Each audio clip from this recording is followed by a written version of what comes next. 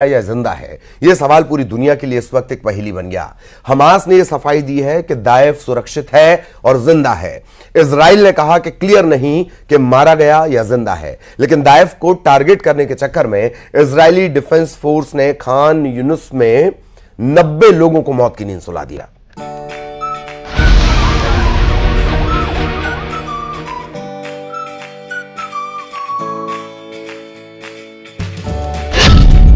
Netanyahu को मिली सबसे बड़ी कामयाबी, इजराइल का सबसे बड़ा ऑपरेशन। गाजा में मारा गया हमास का मिलिट्री चीफ। 7 अक्टूबर का मास्टरमाइंड ढेर। मोहम्मद दाइफ की मौत का सच क्या है?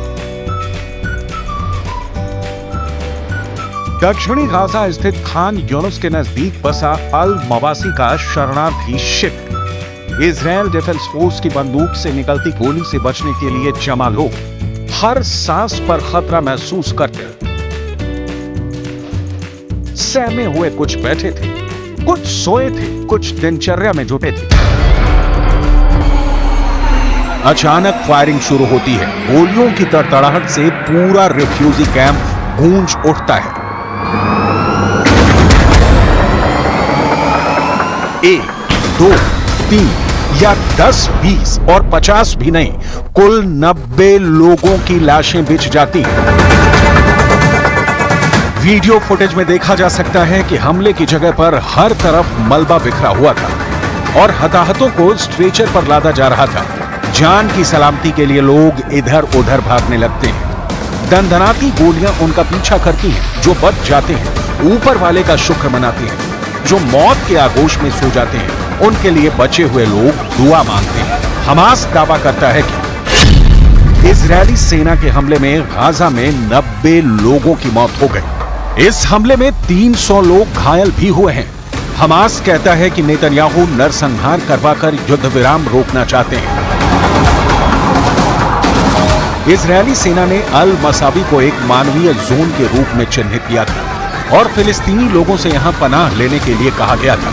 लेकिन फिर ऐसा क्या हुआ कि यहां इजरायली डिफेंस फोर्स ने लाशें ही लाशें बिछा दी। इजरायल ने सफाई दी है कि यह हमला हमास के मिलिट्री चीफ और उसके सहयोगी रफा सलमा को निशाना बनाकर किया गया था।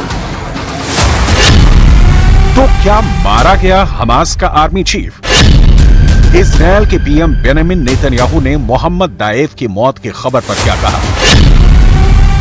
अगर मारा गया मोहम्मद दाइफ तो मौत की पुष्टि अब तक क्यों नहीं हो सकी है? मोहम्मद दाइफ की मौत का सच क्या है? इन सारे सवालों के जवाब हवा में तैर रहे हैं, क्योंकि हमास तो इसकी पुष्टि करने से रहा और जो इजरायल कह रहा है उससे भी मोहम्मद दाइफ के मारे जाने की हकीकत सामने नहीं आ रही है।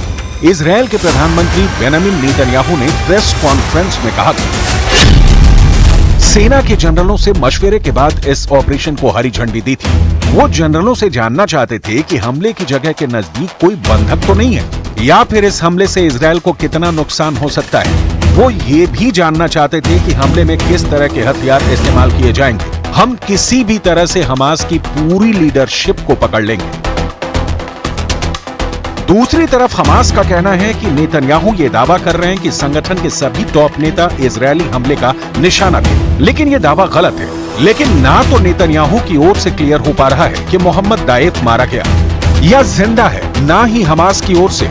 इजरायली सेना के रेडियो ने बताया कि दाइफ खान यूनिस के पश्चिम में स्थित अल मवासी की एक इमारत में छिपा हुआ था। लेकिन सवाल फिर वही कि हमास आर्मी चीफ मोहम्मद दाइफ की मौत का सच क्या है?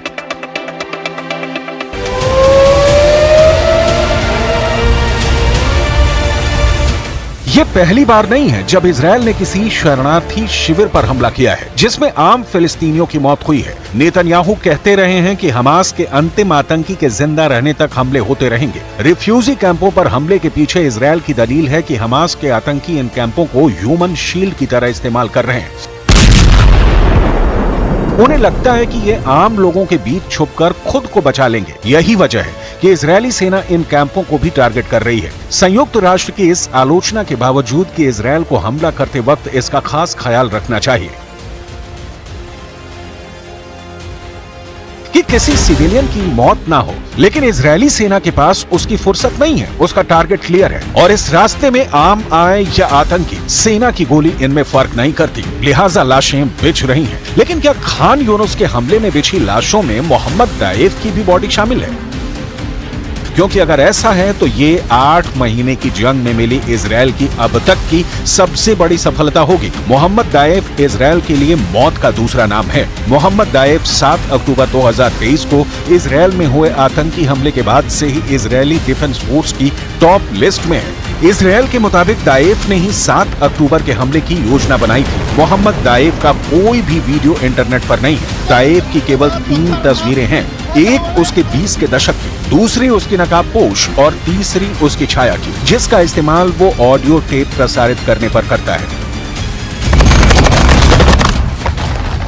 पिछले साल दिसंबर में इजरायल के चैनल 17 ने दाएफ की एक नई तस्वीर प्रकाशित की थी। इसमें उसकी एक आंख गायब दिख रही है। इसके अलावा एक हाथ और पैर में भी गंभीर चोट है। फिलिस्तीन में उसे हीरो का दर्जा हासिल है। गाजा में उसे मेहमान के नाम से भी जाना जाता है, क्योंकि वो कभी ज्यादा दिन किसी जगह पर ठहरता नहीं है और ठिकाना बदलता रहता है। वह स्मार्टफोन और आधुनिक डिजिटल तकनीक का उपयोग नहीं करता है। उसे शैडो मैन भी कहा जाता है। हमास की मिलिट्री विंग का प्रमुख मोहम्मद दाएफ इजरायल के मोस्ट वांटेड दुश्मनों की लिस्ट में टॉप पर है। दाएफ का असली नाम मोहम्मद दियाब अल मसरी है। उसका जन्म साल 1965 में खान यूनुस के एक शरणार्थी शिविर में हुआ था। दाएफ पहली बार 1980 के दशक में हमास के साथ जुड़ा था। गाजा के इस्लामिक यूनिवर्सिटी से जीव विज्ञान की पढ़ाई के दौरान वो मुस्लिम ब्रदरहुड के करीब आया। हमास को मिस्र के मुस्लिम ब्रदरहुड की विचारधारा से जुड़ा माना जाता है। हमास की सैन्य गतिविधियों में शामिल होने के चलते 1989 में इजरायल ने गिरफ्तार कर लिया था और वो 16 महीने जेल में रहा। इजरायल की खुफिया एजेंसी मोसाद तब से ही मोहम्मद दाएफ के पीछे लगी है। मोसाद 7 बार मोहम्मद दाएफ की हत्या की कोशिश कर चुकी है। आखिरी बार 2021 में उसकी हत्या की कोशिश की गई थी, लेकिन हर बार नाकामी ही हाथ लगती है। मोहम्मद दाएफ को लेकर कई तरह की बातें की जा रही हैं। जैसे रॉयटर्स की रिपोर्ट के मुताबिक मोहम्मद दाएफ को सुरंगों का नेटवर्क और बम बनाने में विशेषज्ञता हासिल है। हमास ने अपने कद को बढ़ाते हुए उसने आत्मघाती विस्फोटक दस्ते तैयार किए हैं। दाएफ को वर्ष 2002 में हमास की सैन्य शाखा अल कासम ब्रिगेड का प्रमुख बनाया गया। सूत्रों के मुताबिक 7 अक्टूबर को हुए इजरायल पर विनाशक हमले का फैसला केवल 2 लोगों ने किया था। ये थे हमास के अल कासम ब्रिगेड की कमान संभालने वाला मोहम्मद दाएफ और गाजा में हमास का नेता याया सिनवार। ऑपरेशन इतना गुप्त था कि केवल मुट्ठी भर हमास के नेताओं को ही इसकी जानकारी दी गई थी। यहाँ तक कि हमास के लिए हथियार, प्रशिक्षण और हथियार मुहैया कराने वाले इजरायल के कट्टर दुश्मन ईरान को भी केवल सामान्य जानकारी ही दी गई थी कि समूह एक बड़ी योजना बना रहा है। इसके अलावा कोई अन्य जानकारी साझा नहीं की गई थी। इजरायली सेना मोहम्मद दाएफ की बेसब्री से तलाश कर रही है, लेकिन इजरायल के प्रधानमंत्री बेंजामिन नेतन्याहू ने कहा कि यह पक्का नहीं है कि मोहम्मद दाएफ मारा गया है या नहीं।